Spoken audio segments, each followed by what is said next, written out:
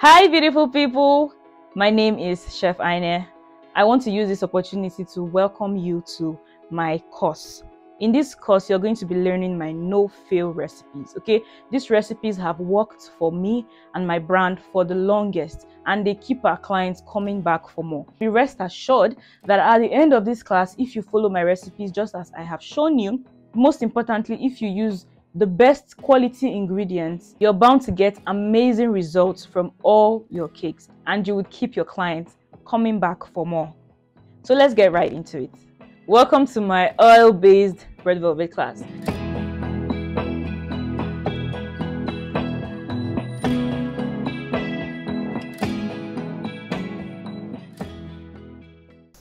So guys, for this recipe we're going to need granulated sugar, and it's already been pre-measured. We're going to need eggs, already pre-measured as well, and we're going to toss our egg right into our sugar because we're going to be creaming this with a mixer. Okay, so here we have our dry ingredients. We have our sifted flour, we have red food coloring, we have baking soda, baking powder, cocoa, and we're going to mix them all together. In this bowl we have our buttermilk. This was basically a buttermilk substitute. Here we have our oil, we have our flavoring, vanilla flavor, and we have our coffee. Okay, eventually we're going to add in hot water to the coffee before we use it, so just keep watching guys. So at this point we're going to turn in our oil into the sugar and egg mixture, and we're going to be creaming this until it is really light and fluffy. This usually takes 4 to 5 minutes depending on the speed of your mixer.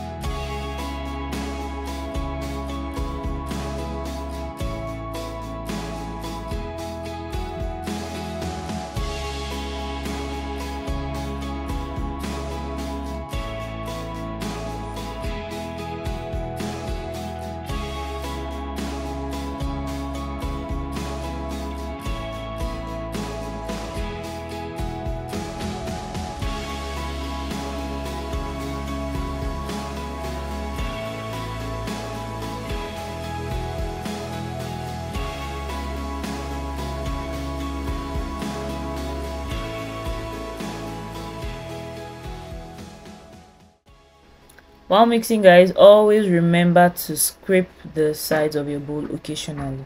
It's very important so that you have all your ingredients evenly mixed. So now I think I'm comfortable with what I have here, so I'm just going to mix in all the dry ingredients and pour everything into the wet.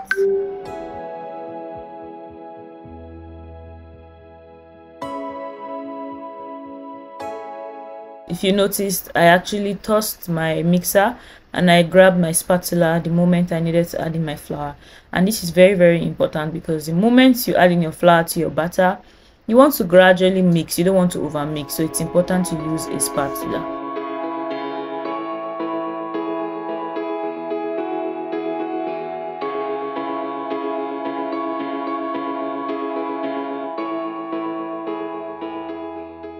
So the next thing you want to do is to pour your buttermilk into your batter.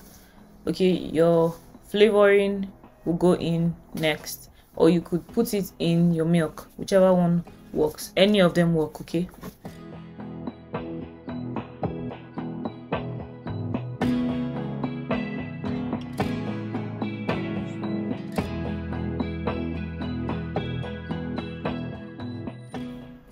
So guys, at this point you want to pour hot boiling water into your coffee to dissolve it, and immediately stir and pour into your batter.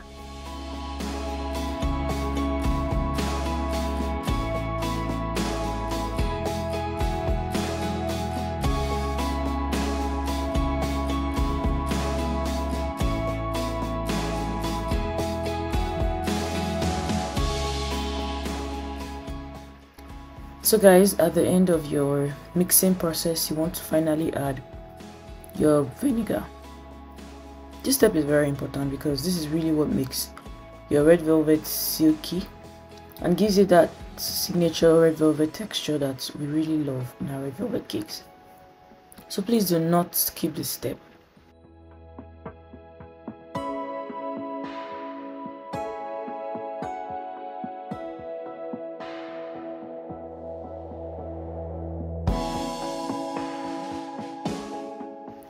And then for some extra smoothness, I like to sift my butter. Now what this does is it helps you get a really smooth and clean, butter, so your cake comes out really smooth. When we're done sifting, you would notice some lumps in it. Sometimes it could be more, but whatever you do, try to not skip this step. While this is optional, it does make a whole lot of difference. So after this, we're just going to pop our cake batter in prepared pans, and then we're putting them in the oven and baking them on 180 degrees until a skewer inserted in the middle comes out clean.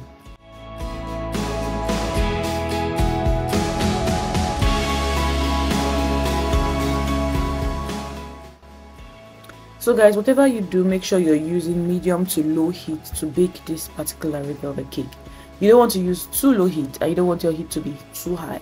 If your heat is too high in your oven, you're going to end up burning your cake and you would not be able to get that very moist texture that you're going for, okay? And if your heat is too low, your cake is likely to collapse because it's a very, very soft cake. So make sure that your temperature is medium. I like to start with 180 degrees. Depending on the heat of your oven, because heat varies with ovens, okay?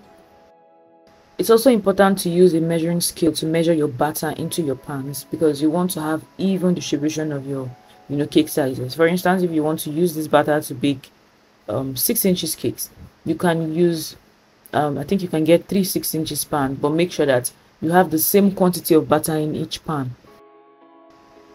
So with this recipe, you can actually get 3 6-inch sizes, each weighing 450 to 500 grams of butter. So guys, this is my already baked cake. Look how moist and soft this cake looks. Guys, it is just as delicious as it is beautiful. So guys, after your cake has chilled for a few minutes, you want to wrap it in a cling film. It is very important to make sure your cake remains moist. So please make sure you try this recipe. Follow the processes I have shown you very carefully. And if you have any questions or concerns, feel free to send me a message via my Instagram DM at Ardennes Bake Shop, and I'll be more than available to take your questions. I also have a lot of free useful tutorials on my YouTube channel. So while you're here, do not forget to subscribe, like my videos, and if you have any questions, you could obviously leave in the comment section and I will answer your questions. Thank you guys. Bye.